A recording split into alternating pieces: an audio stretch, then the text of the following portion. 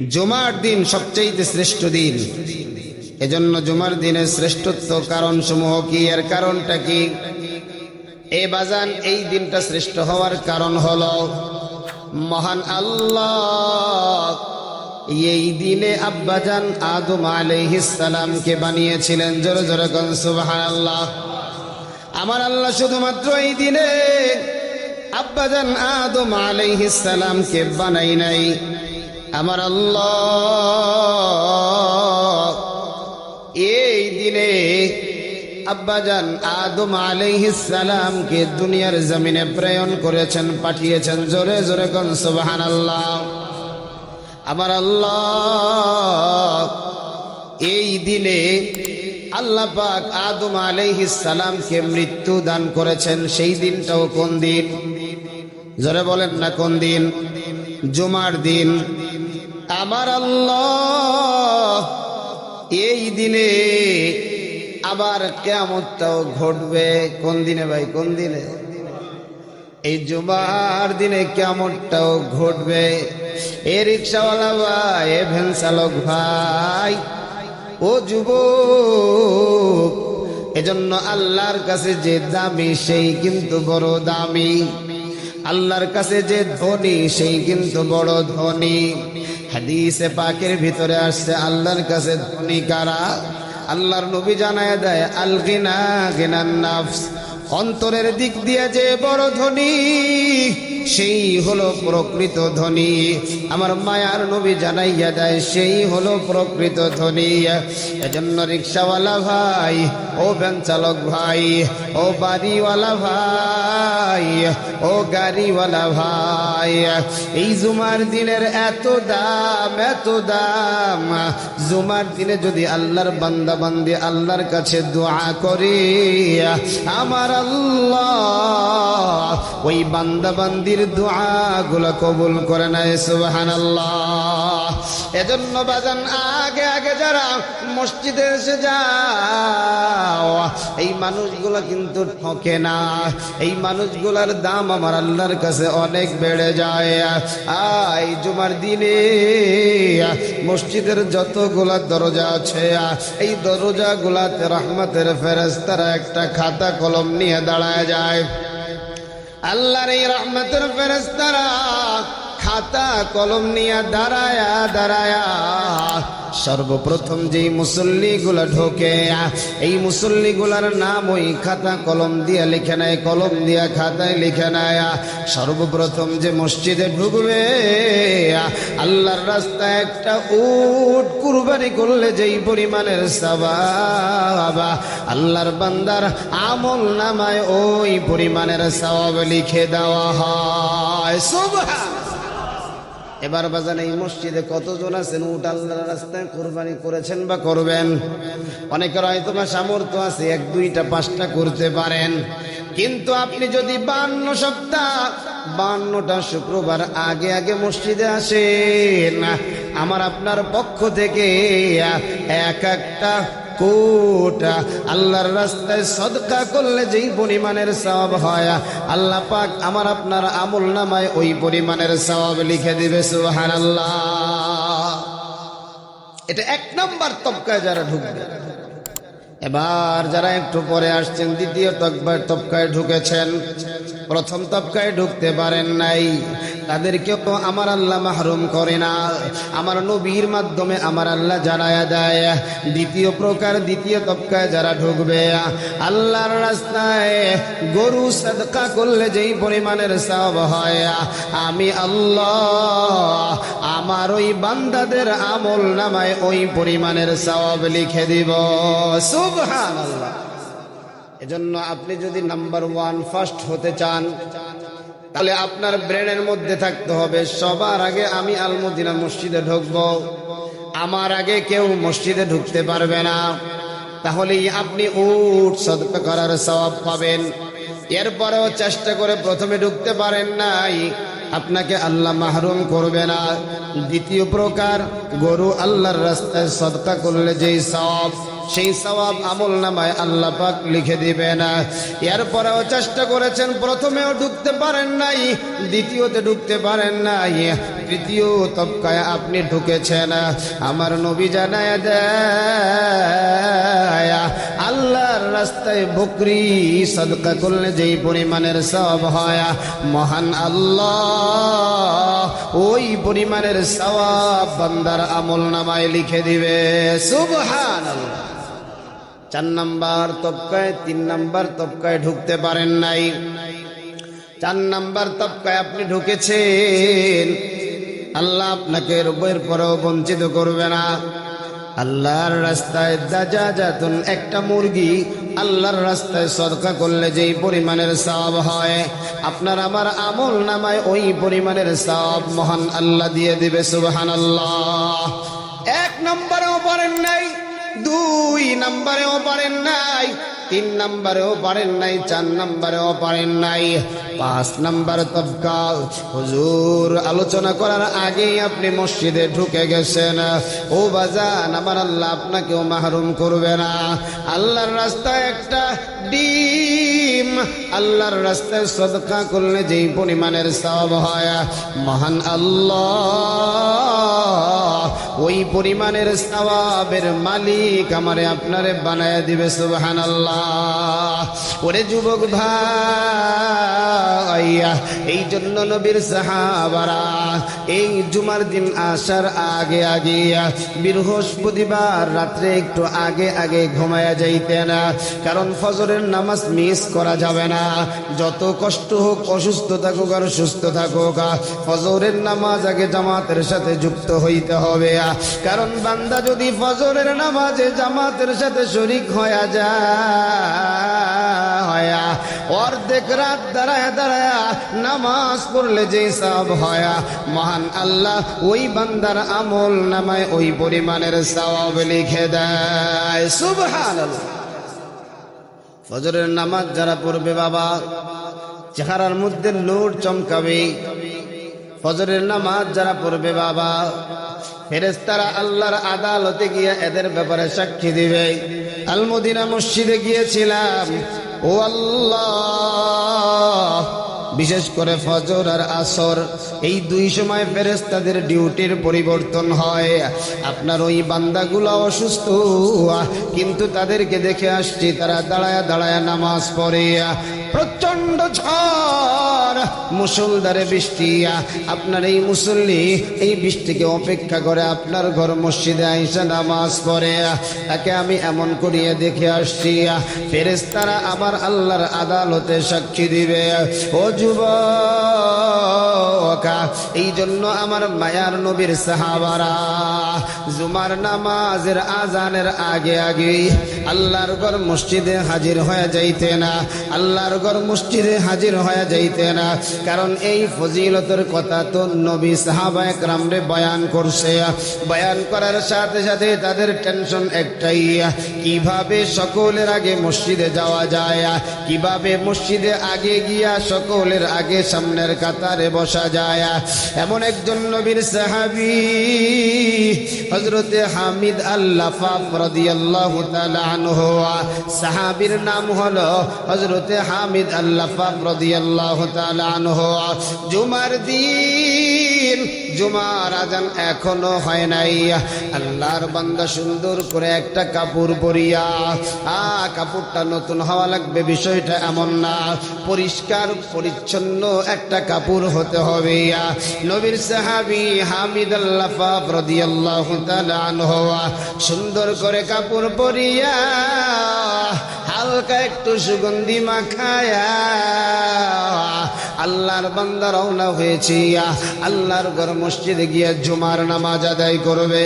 জুমার দিন বড় শ্রেষ্ঠ দিন, এই নামাজের আগে পরে বান্দার দোয়া আল্লাহর দরবারে কবুল হয়। এই জুমার দিনকে ঈদের চাইতেও শ্রেষ্ঠ বলা হয়েছে। এমন সময় বিবি তাকায় দেখে প্রাণের স্বামী সুন্দর করে সাজুগুজু করে আতর সুরমা লাগায়া কই জানু যায়, ডাক দিয়া কয় প্রাণের স্বামী আপনি কই জানা? বলে আমি জুমার নামাজের উদ্দেশ্যে আল্লাহর ঘর মসজিদে যাইয়া। স্ত্রী ডাক দিয়া কয় প্রাণের স্বামী রে, ঘরের ভিতরে তো কোনো খাবার নাই, আপনি গতকালকে যেই গমগুলা ভাঙ্গাইতে দিয়ে আসছেন, আপনি তাড়াতাড়ি যান, ওই গমগুলো আপনি নিয়ে আসেন, আমি বাচ্চাদের জন্য সুন্দর করে নাস্তা বানাবো। এবার প্রাণের স্বামী চিন্তা করে, আল্লাহর বান্দা চিন্তা করে, আমাকে তো আমার স্ত্রী দুনিয়ার দিকে আমাকে ধাপিত করতেছে। হামিদ আল্লাহ পাক রাদিয়াল্লাহু তাআলা আনহু চিন্তা করে, এইটা তো আমার দুনিয়ার পথ, ওয়াল আখিরাতু খায়রু ওয়া আবকা।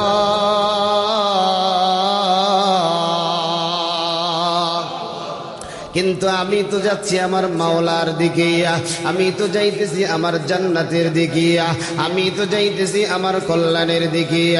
স্ত্রীর কথা তিনি কর্ণপাত করলেন না, তিনি সামনে হাঁটা শুরু করলেন। পিছন দিক থেকে সন্তান ডাক দিয়া কয়, বাবা, আমাদের যেই গাধাটা আছে, ও বাবা, গাধাটাকে খুঁজা পাওয়া যাইতেছে না, আপনি একটু গাধাটাকে খুঁজা আনার ব্যবস্থা করেন। এই গাধাটা যদি না আনা হয়, কি করিয়া বাজারে যাব?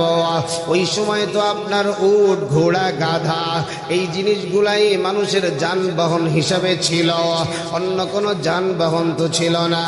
আল্লাহর বান্দা হযরতে হামিদ আল্লাহ পাক রাদিয়াল্লাহু তাআলা আনহু চিন্তায় পড়ে গেলেন, আমি কি এখন গাধা খোঁজার জন্য বাহির হব, নাকি আমি আল্লাহর দরবারে যাইতেছি, সকলের আগে মসজিদে যাওয়ার যেই নিয়ত করেছি আমি ওই রাস্তায় যাব? আল্লাহর বান্দা চিন্তা করলেন, এই সন্তান, এই গাধা, এগুলো সব তো দুনিয়া, আমি তো যাইতেছি আমার আখিরাতের রাস্তায়, আমি তো যাইতেছি আমার মালিককে রাজি করার রাস্তায়, আমি তো যাইতেছি আমার জান্নাত পাওয়ার রাস্তায়।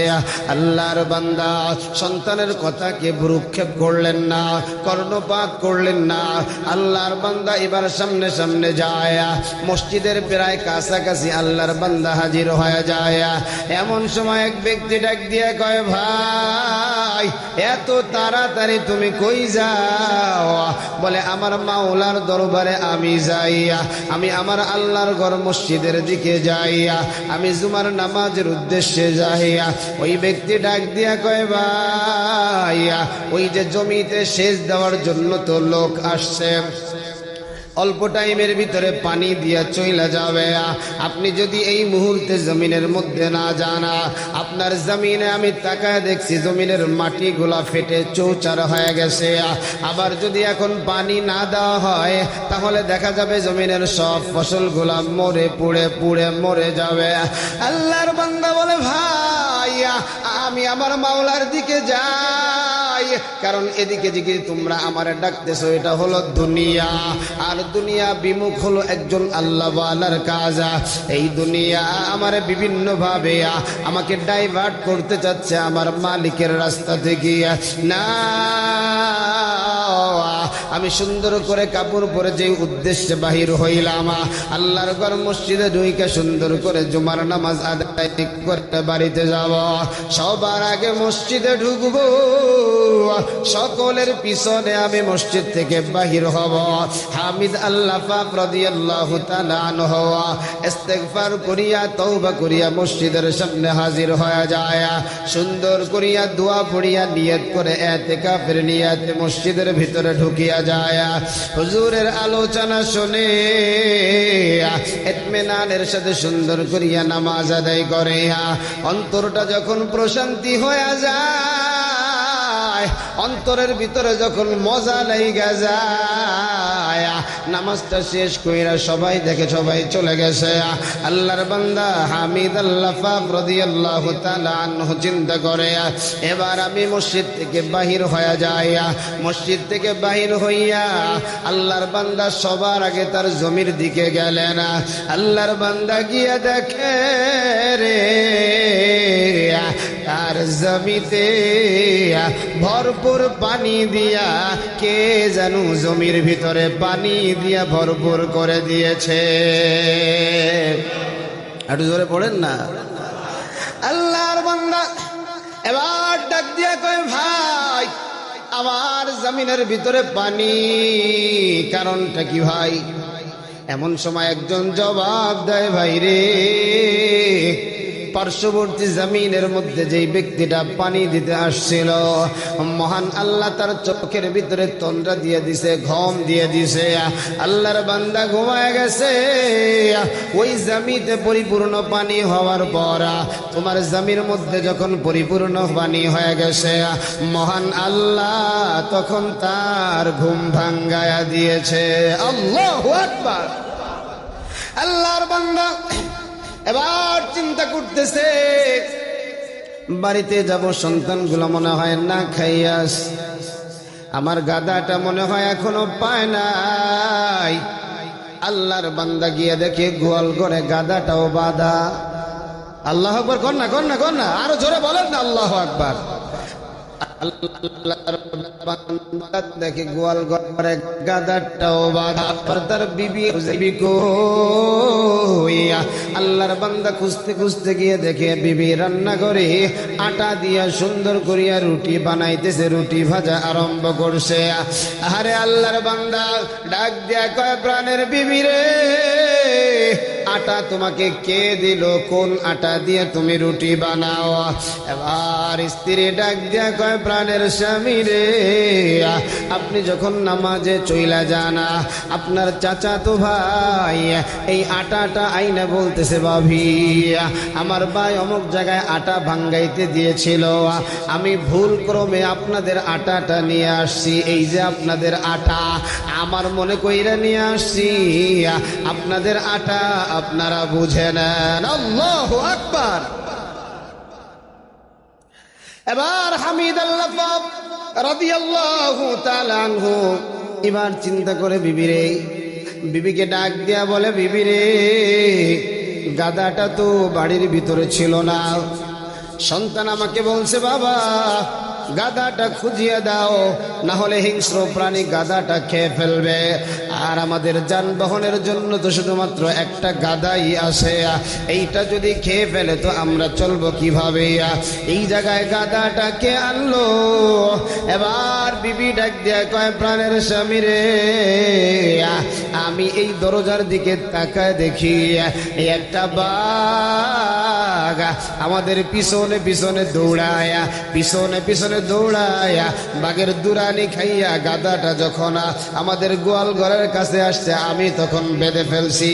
বাঘ তখন লেজটা লড়ায়া লড়ায়া আর কোনো কিছু না বলিয়া সোজা জঙ্গলের দিকে চলে গেছে। আল্লাহু আকবার। বাজার নামাজ পড়েছে, সাথে সাথে পুরস্কার আরম্ভ হয়ে গেছে। খাবারের ব্যবস্থা ছিল না, ঘরে কোনো খাবার ছিল না, খাবারের ব্যবস্থা যিনি করেছেন তিনি। এর জোরে জোরে বলেন কে? আরে জমির ভিতরে সেচের পানি না দিলে মানুষ চলিয়া যাবে। যত ফসল আছে সবগুলা আগুনের সূর্যের তাপে পুড়ে শেষ হয়ে যাবে। আল্লাহর বান্দা আল্লাহর কুদরতি কদমে গিয়া সাজদা দিছে। জমিনের মধ্যে পানি যিনি ভরে দিয়েছেন তিনি কে? আহারে প্রাণী, আহারে সওয়ারি, জঙ্গলের পশু খায়া ফেলবে, কিন্তু দেখা যায় ওই জঙ্গলের পশু এই প্রাণী সওয়ারিটাকে সেভ করে মালিকের বাড়িতে পৌঁছে দিয়েছে। আসলে বানানেওয়ালা যে আল্লাহ, ওই আল্লাহর কুদরতে কদমে যদি সাজদা দিয়া মাওলাকে রাজি করতে পারিয়া, আমার আল্লাহকে যদি খুশি করতে পারিয়া, ও যুবক ভাইয়া, দুনিয়ার কোনো শক্তি নাই, দুনিয়ার কোনো ক্ষমতা নাই আমার ক্ষতি করবে। বরংস আমার আপনার যত হাজত আছে, যত প্রয়োজন আছে, আল্লাহর হুকুম যদি সঠিকভাবে আদায় করতে পারিয়া, মহান আল্লাহ পেরেশানি মুক্ত সুন্দর করে পরিপূর্ণ করে দিবেন। কথা ঠিক না বেঠে? এজন্য বাজার এই জুমার দিনে আগে আগে চলে আসবেন। অনেক ফজিলতের কথা আজকে বললাম, এক একটা দিনের কথা শুনবেন। 500 বছর 500 রাকাত নফল নামাজের সওয়াব আল্লাহ পাক আমল নামায় দিয়ে দিবে। সুবহানাল্লাহ।